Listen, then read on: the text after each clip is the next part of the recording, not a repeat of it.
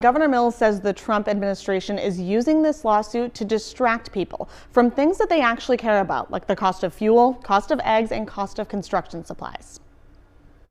To target one small group of people in America in order to divert attention from these other real issues, to target people, a minority group, who are already targeted in other ways, in cruel and unfair ways, is a sad and cruel distraction. Governor Janet Mills continues to stand her ground on Title IX. She says she will follow state and federal law, something she says she's been doing all along. She also says something that wasn't mentioned in yesterday's Justice Department press conference was that the state has already won in court. She failed to mention that the state of Maine obtained a favorable ruling from the federal court just last Friday, that there is a temporary restraining order.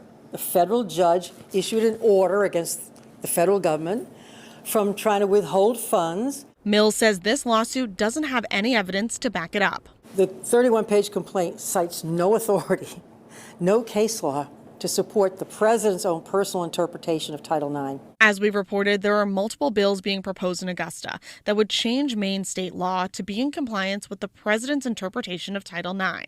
But just a few years ago, gender identity was added to the Maine Human Rights Act, which is why Mills says transgender girls can play in girls' and women's sports. They passed that bill a few years ago, adding gender identity. They had a full hearing on it, why that should be in the law, and the legislature passed that, and I think I signed some of the amendments to that bill. No, look, I've said it's worthy of discussion.